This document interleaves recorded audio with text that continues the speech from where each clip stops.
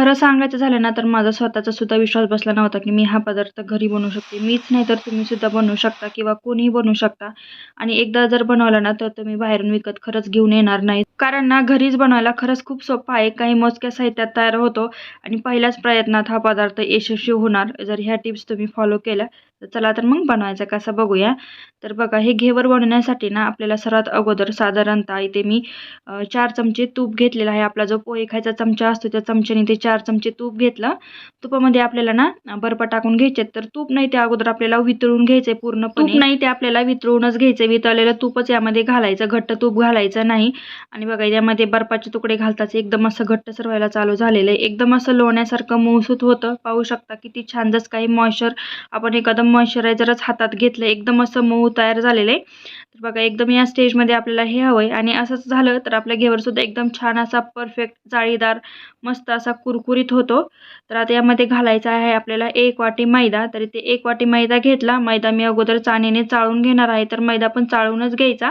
त्यामध्ये साधारणतः 1.5 चमचा इथे बेसन पीठ घालायचं. 1 वाटी मैदा, 1.5 चमचा बेसन पीठ हे परफेक्ट प्रमाण आहे. आणि बेसन पीठ मैदा घातला की लगेच अगोदर आपल्याला छान मस्तपैकी हाताने मस्त मळून घ्यायचं आहे. आणि यामध्ये आता आपल्याला घालायचं आहे दूध. तर दूधसुद्धा इथे मी अर्धी वाटी घालणार आहे. तर तुम्हाला वाटीचं प्रमाण मी परफेक्ट सांगत आहे कारण प्रत्येकाच्या घरामध्ये वाटी असतातच आणि वाटीचं प्रमाण घेऊन केलं तर हा जो पदार्थ आहे तो छान परफेक्ट होतो.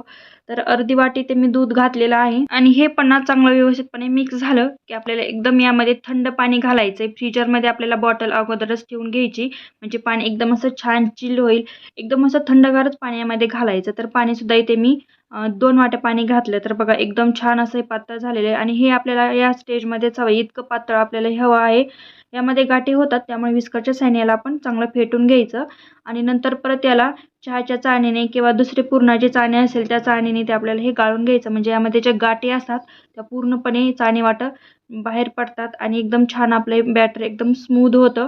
हे जे बॅटर असतं ना ते एकदम असं पातळसर असतं, घट्टसर अजिबात नसतं. जर घट्ट ठेवलं तर आपलं जे घेवर आहे ते एकदम परफेक्ट होणार नाही. तर बॅटर एकदम छान व्यवस्थितपणे पातळ ठेवायचं आणि चाळणीने चाळून घेतलं. तर बघा आता मी ग्लासमध्ये सगळं बॅटर ओतून घेतलं आणि नंतर एका छोट्याशा बॉटलमध्ये मी हे टाकून घेत आहे आणि बॉटलचे जे टोपण असतं त्या टोपणाला सुद्धा मी थोडंसं होल करून घेतलंय आणि हे टोपण यावर लावून घ्यायचं.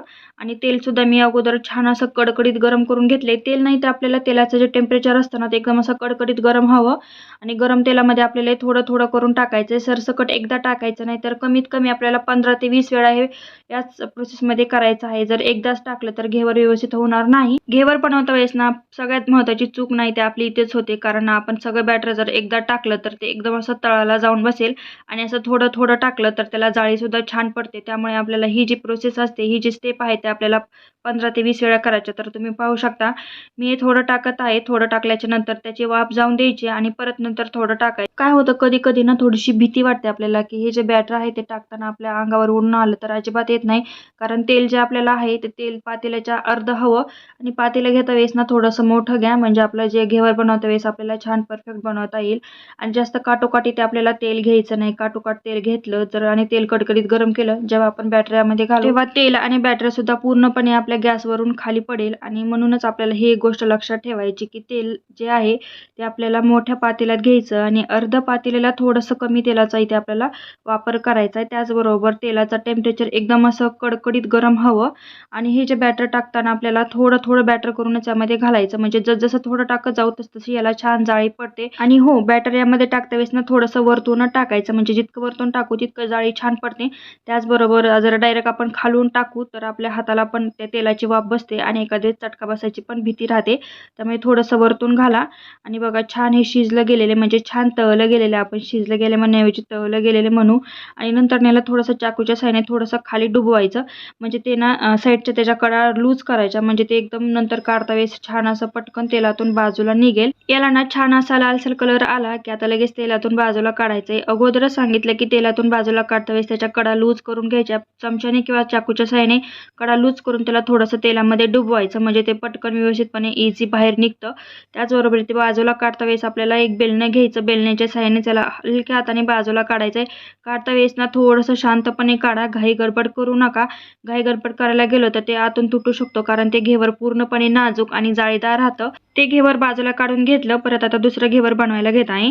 तर तेल एकदम कडकडीत गरमच ठेवायचं आणि थोडं थोडं हे बॅटर यामध्ये घालून घ्यायचंय. वाफ जाऊन द्यायची, बॅटर टाकायचं, वाफ जाऊन द्यायची, बॅटर टाकायचं. बॅटर टाकताना थोडंसं वरतून टाका, कारण हाताला वाफ लागते. आणि हलक्या हाताने आपल्याला थोडं थोडं बॅटर यामध्ये घालून घ्यायचंय. इथे ना मी एक गोष्ट तुम्हाला सांगायची म्हणजे दाखवायची विसरून गेले, ती म्हणजे कुठली आता ती तुम्हाला सांगते. माझ्याकडून ती जी क्लिप होती ती डिलीट झाली आहे. आता जे बॅटर मी बॉटलमध्ये ओतून घेतलेलं होतं आणि सगळं बॅटर आपल्या बॉटलमध्ये बसत नाही, त्यामुळे थोडंसं बॅटर नाही मी पातेल्यामध्ये काढून ठेवलेलं होतं. पण ते पातेलं आपल्याला बर्फाच्या पाण्यामध्ये किंवा एकदम असं थंड पाण्यामध्ये ते पातेलं ठेवायचं, म्हणजे जे बॅटर आहे ते एकदम असं चिल्ड राहतं. दुसरं सुद्धा घेवर तेलातून बाजूला काढून घ्यायचं. आता चाळणीमध्ये थोडंसं तुम्हाला तुटलेलं घेवर दिसत असेल. मी पहिल्यांदा तेलामध्ये टाकलं होतं त्यावेळेस थोडंसं माझ्याकडून तुटलं होतं, पण नंतर दुसरं तयार केलं तर ते एकदम छान परफेक्ट झालंय, जे मी तुम्हाला दाखवलं होतं. मी स्टार्टिंगचं तुम्हाला नाही दाखवलं, कारण पहिल्यांदा करायला गेलं तर कुणाचाही पदार्थ स्टार्टिंगला बिघडतो, पण दुसऱ्यांदा करायला गेलं तर ते परफेक्ट होतो. घेवर बनवून झाले की ते आपल्याला पाक बनवून घ्यायचं. तर पाक बनवण्यासाठी 1 वाटी साखर, अर्धी वाटीला कमी इथे पाणी टाकून घ्यायचं. वेलची पावडर घालायची. गॅसवर ठेवून आपल्याला ही साखर यामध्ये पूर्णपणे विरघळून घ्यायची. याचा पाक तयार करायचा नाही, फक्त साखर विरघळून घ्यायची. आणि आता पूर्णपणे पाणी आपल्याला हे थंड करून घ्यायचं.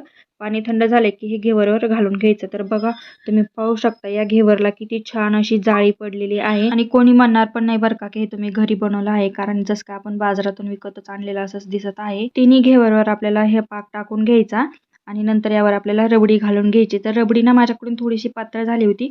तुम्ही करता वेळेस ना थोडीशी घट्ट ठेवा, कारण घेवरवर रबडी थोडीशी घट्टच राहते. माझ्याकडून थोडीशी पातळ झाली होती.